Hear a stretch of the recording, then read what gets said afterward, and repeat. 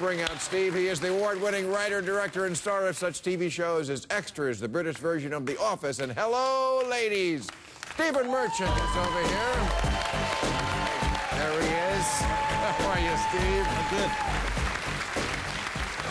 Well, thank you for coming. Oh, I'm honored. I am such a big fan of yours. Likewise, you know that. And, you know, you're so bright and funny, and I always love having foreigners on because, you know, we live here.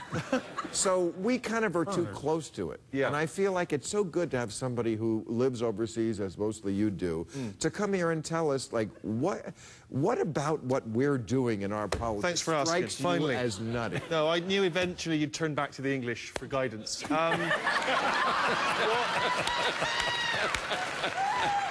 That's right. Yeah. Here's where you're going wrong. No, listen, I would not in any way want to badmouth America.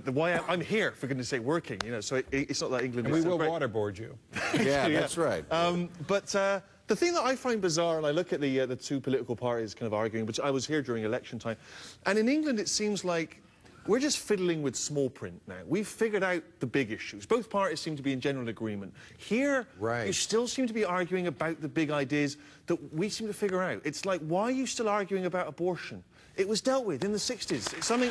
I don't know why it's still there. Or global warming. Global warming. I've pointed this out many times. Other countries have conservative parties. Only America has one that says it's a hoax. But this is what I find weird. Even if it's not true, let's assume it is on the off chance and do something about it, because if it is true, we're all fucked. Right. Let's assume it is. That has to be the sensible approach. It's very bizarre to me I mean, I think a lot of our problem stems from the media. I don't know if the media over there, I know the laws are different. I know the libel laws are different. Sure. And I think the way you cover stuff is different. I think I mean, I never quite know where to go to in America for my news sources. I watch this show, but obviously you're a deeply biased man, and that's not a fair representation.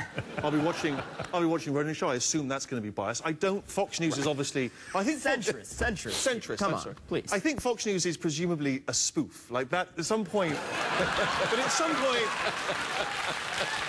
Yeah. At some point, you know, you're going to be watching, and Sean Hannity's going to be there. He's going to be going, Muslims are trying to make us all gay. Sorry, I can't do this anymore. Sorry, we were joking. It was a joke. Sorry, I'm sorry, I ruined it. It's just, you can't, the guys from South Park will come out and go, it was us all along. It doesn't... I don't know, at least in England we have, you know, the BBC, and for all of its flaws, the BBC does remain as impartial as I think is possible. And I find, even when I'm here, going back to the BBC for my news coverage, because I feel like I trust them, or I don't know who to trust here. And also there's just like, there's a cacophony of noise. And it's a celebrity culture. I don't know, is it that much of a celebrity culture? Oh, no, yes, of course, and we're obsessed with American celebrities, because we don't really have any of our own. But you don't have an equivalent of... We have Hugh Grant and the Royals, who we're very proud of. They're great. We're excited about Those are your Kardashians. Yeah. But we're as transfixed by American politics as you guys are. And I think it is happening in the UK, but the thing I think I've noticed particularly here, and I noticed it again during the election, is this idea that there's a sort of anti-intellectual movement. Have you noticed this, where it seemed like once, you know, the founding fathers... But they're used to... The founding fathers were like these incredible men. They were the best brains of their age. Age of Enlightenment. The Age of Enlightenment. And they were... it's like they were building stuff and inventing things. And, like, on a Wednesday, they created the country.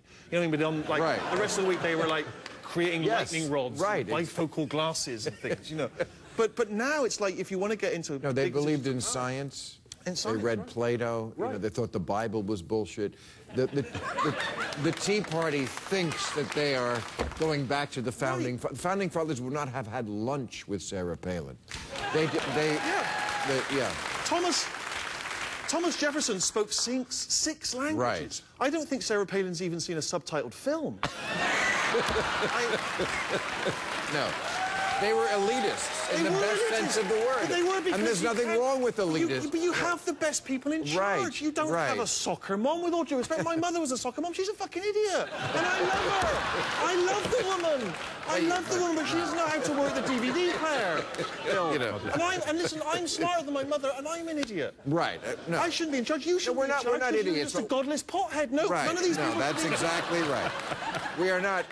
We're not idiots, but we shouldn't be running the country. We shouldn't be running the country. No, okay.